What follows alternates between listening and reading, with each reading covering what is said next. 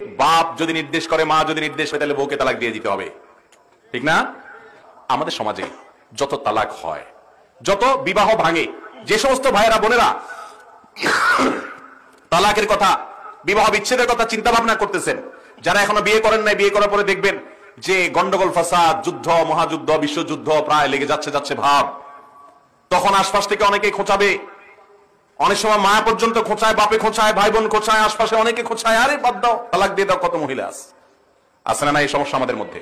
ভাইরা আমার, ভালো করে শুনে রাখেন, অনেক মহিলা আছেন তাদেরকে একটু বেশি ফুসলায়, ইবলিসও ফুসলায়, মানুষ শয়তানেও ফুসলায়, ইবলিস শয়তানেও ফুসলায়, মানুষ শয়তানেও ফুসলায়।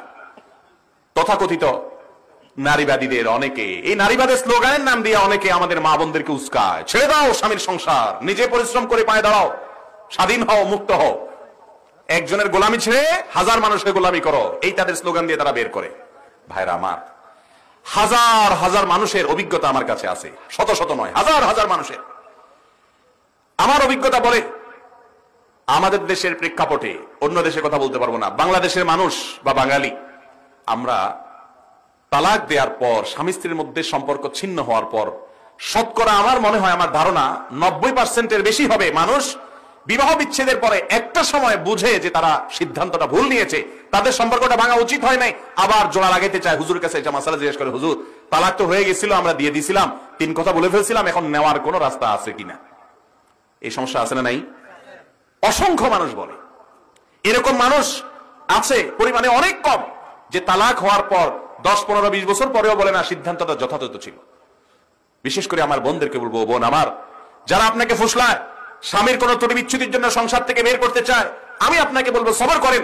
আজ স্বামী আপনাকে কষ্ট দিচ্ছে, শাশুড়ি কষ্ট দিচ্ছে, ননদ কষ্ট দিচ্ছে, এই শাশুড়ি চিরকাল বেঁচে থাকবে না, এই ননদ চিরকাল এই সংসারে থাকবে না, আপনার এই দিন চিরকাল এরকম থাকবে না। আজকে স্বামী অমানুষ, একদিন সে মানুষ হবে, মানুষ না হলে ছেলে মেয়ে তাকে মানুষ করে ছাড়বে। আপনি সবর করেন, ইনশাআল্লাহ আল্লাহ তাআলা আপনাকে সবরের বিপরীতে মেওয়া দিবেন।